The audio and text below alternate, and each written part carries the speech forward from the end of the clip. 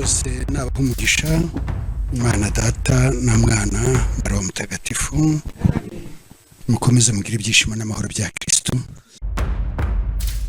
Ndabizi benshi muri mwe mwabonye iyi video benshi batangira kwibaza muti ese nibyo nyuma y'imyaka irenga 25 ubu Kristo butangiye n'imyaka 125 ivanjiri igeze mu Rwanda bwa mbere u Rwanda rwaba rwabonye papa cyangwa n'itangiriro ry'imperuka n'ubuyobe bumwe bwavuzwe muri Bibiliya. Iyi nkuru yamenyekanye ku itariki 26 ni igihe himikwaga Papa Harerimana Faustin akagirwa umubyeyi w'abatowe agahabwa inkoni, Bibiliya, umusaraba ndetse n'ishapure nk'umuyobozi w'ikirenga abakristo. Ibi byakomeje guca igikuba mu Banyarwanda by'umwihariko abakristo ba Kiliziya Gatolika kugeza ubwo Arikiepiskopi wa Kigali akaba na perezida w'inama y'abepiskopi Gatolika mu Rwanda Antoine Cardinal Kambanda atangaje ko Kiliziya Gatolika iri gukora iperereza kubita batowe bavuga ko baheruka kwimika bise papa wabo. Nyuma y'izi nkuru zacicikanye twatembereye mu karere ka Kicukiro umurenge wa Kanombe ahatuye Papa Harerimana Faustin ni papa w'abatowe. Twaganira n'abaturanyi be batubwira imbamutima zo kuba baturanye n'uwimitswe nka papa. Faustin umuturanyi yari umuntu usenga itorero rya Katolike, ni wa musaza udashobora gusiba ni batoya buri munsi. Mu gitondo ajyaho twajyaho tukajyana, yavayo ku cyumweru rimwe na rimwe twajya tuzamukana duhana lift tukajyana ku rusengero. Mu by'ukuri nta kintu kidasanzwe nari muziho kindi. Nko kumva uburyo abaye papa twabyumvishe ku mbuga nkoranyambaga, turebye tubona amafoto ye turayazi, babivuze tubanza kushidika ko turebye amafoto dusanga n'wa muntu duturanye ntabwo twari tubizi.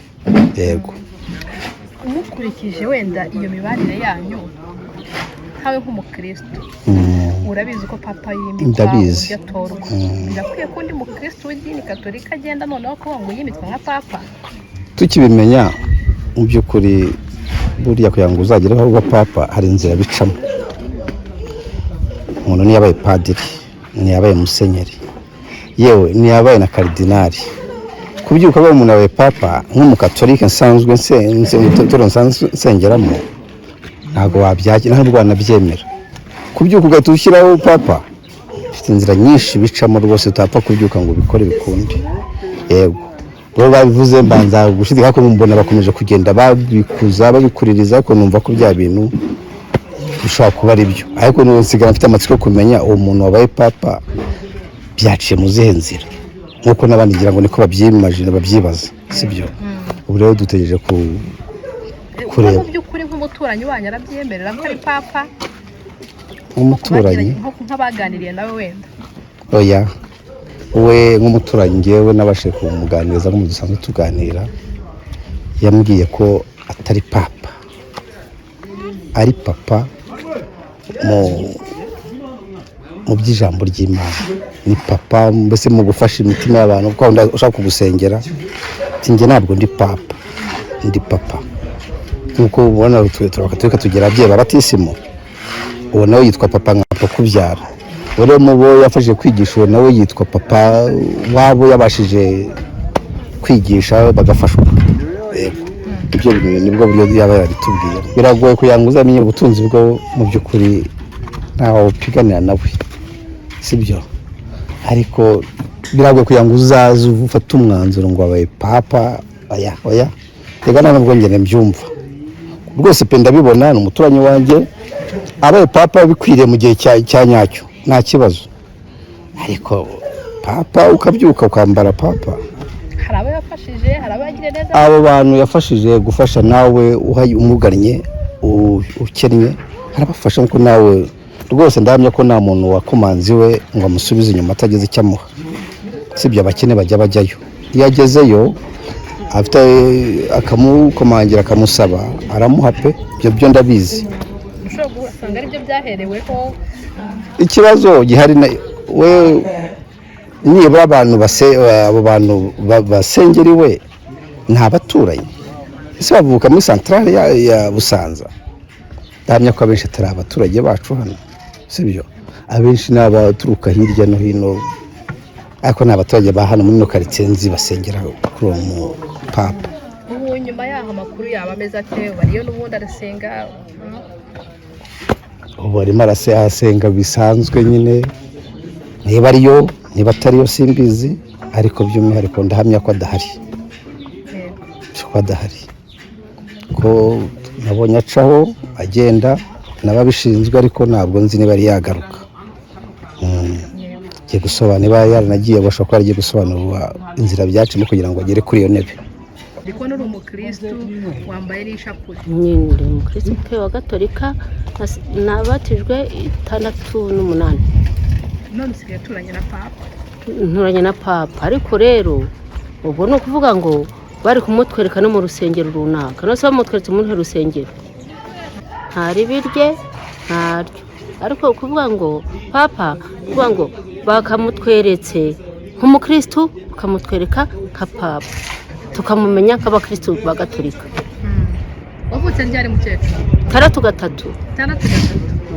Mu myaka yose ufite 63, mu by'ukuri wigeze wumva papa w'umwirabura by'umwihariko wavutse mu Rwanda? Numva wenda wa Episkopi, numva icyo, ariko wavutse mu Rwanda umuzungu ntawe ndabona. Papa wavutse mu Rwanda w'umunyarwanda mbona aba Episkopi baki bose. None uturanye na papa, wowe ubwawe nta kibazo kumva? Nta kibazo, ahubwo ikibazo ni ukumenya ngo ni papa. Yego, uriya ntiyambaye ishapure, sinambaye indi, mukamutwereka mukava muti tumushyiza uyu ni papa. Eske cyangwa se akaza mu kiliziya hano mu Busanza akaza kiyerekana tukamenya ngo ni papa. Yego, tukamumenya nk'abaturage ba Busanza. None se niba utamuzi, niba muzi ncaha undi azamumenya ate? Yego. Ese wumva ubundi hakenewe kuba habaho papa w'umwirabura wenda w'umunyafurika? Yabaho pe, nanjye nabawe, gusa sinajya kwiga nubwo mfite imyaka 100. Nanjye nabawe n'undi yabawe, papa w'umwirabura twamukenera ahubwo by'agaciro kanini.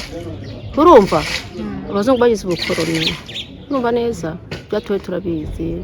Yego, papa w'umwirabura aje twaduhirwa, ndembe kugura umusingakazi. Niyo mpamvu niyo nguyu mushyigikiye cyane 100%. Nawe mwongwire Mukamusoni Esperance, turateranye ntihana ndamukikiye. Reka ngusabe utarakora subscribe wibuke uyikore uyu munsi kugira ngo ujye ukurikirana ibiganiro byacu. Mu kanya turagaruka twumva uko abakristo ba santarare ya Busanza basanzwe basengana na Harerimana Faustin bakiriye inkuru yo kumva yuko yimitswe nka papa w'abakristo mu Rwanda. Mu Rwanda havutse papa, nawe urumva ni igikuba rwose gikomeye cyane muri Kiliziya Gatolika, kuko ntago byigeze bibaho ukundi. Ndetse sinatinya kuvuga ko turi mu minsi ya nyuma, ntabwo natinya kuvuga ko biragaragarira buri wese.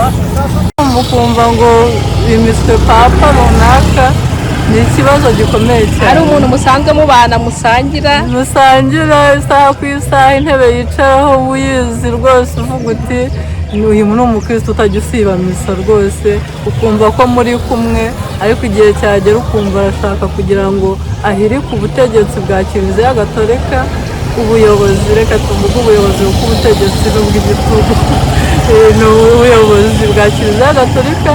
Uhita uvuga uti ubuyobe Kiliziya yarinjiriwe, Kiliziya yarinjiriwe, kuko ibyo tuzi kandi twemera nta kizabisimbura. Waraye wimitswe wabaye papa, warangiza ukajya ku murongo n'abandi bakristo, ugahazwa n'umurayiki, padiri nyine bari mu rundi rwego, ariko ugatega umurayiki akaguhaza, aribo twita abagabo b'ingoma. kuki we nta rusengero afite cyangwa nta kiliziya afite ngo agirize ukarisitiya n'ibindi? Ntabwo mbizi, nyine nibwo bwa buyobe bwo kumva yuko ushobora kuba uri papa utagira taberenakoro, ntugire ukarisitiya kandi ariyo iduhuriza hamwe nk'umuryango w'abana b'Imana. Yezu ari ryo kugira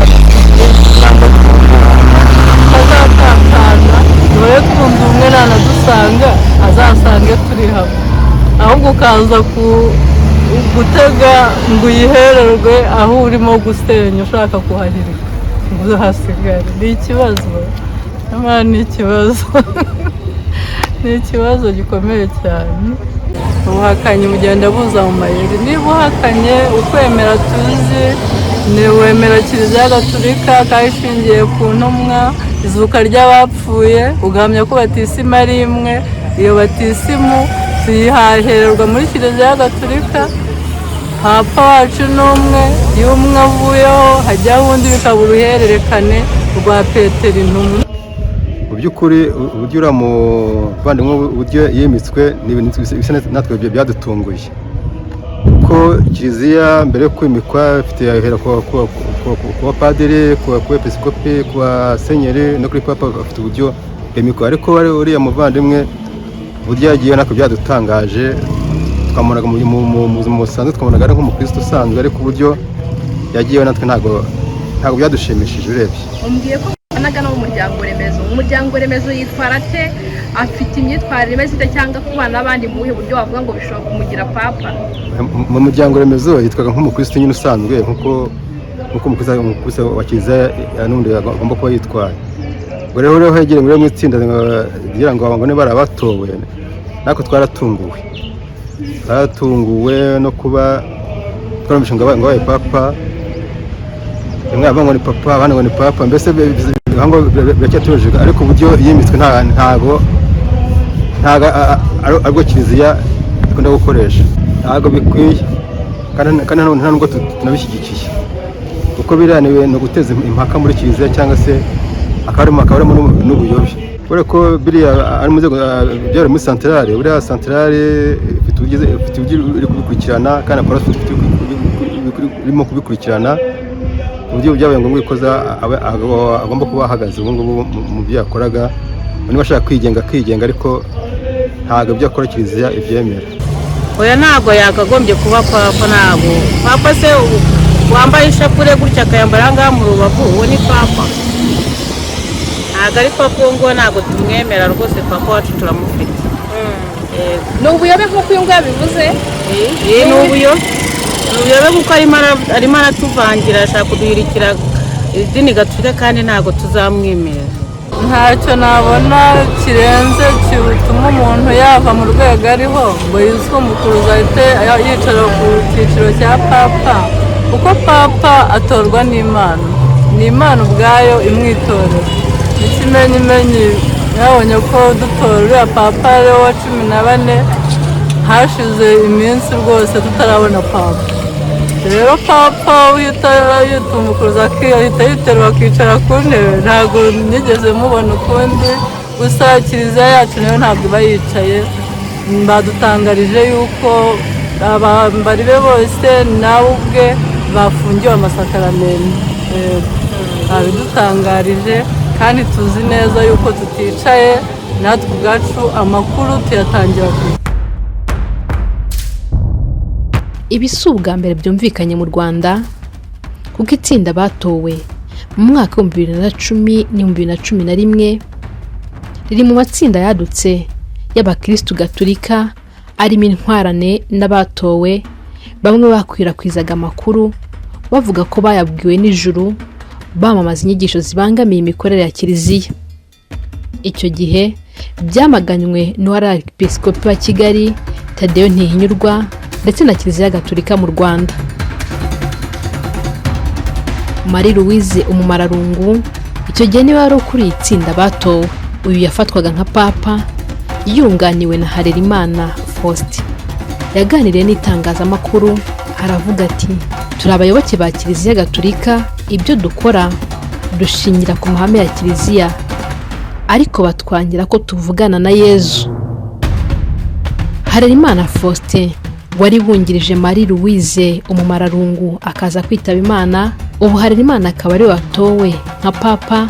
We yavuze ko ubutumwa bw'ababonekerwa we yavuze ko ubutumwa bw'amabonekerwa bwatangiye tariki 25 Kamena mu mwaka wa 1999 ngo bwatangiriye muri gereza ya Kimironko. Aha niho avuga ko ari intangiriro y'abatowe, akavuga ko n'abakobwa babonekewe ikibeho nabo ngo bari mu itsinda ry'abatowe. Reka dukomeze tubane mu biganiro byacu bitandukanye, kwibutsa gukora subscribe kugira ngo ukomeze kugenda umenya n'andi makuru atandukanye.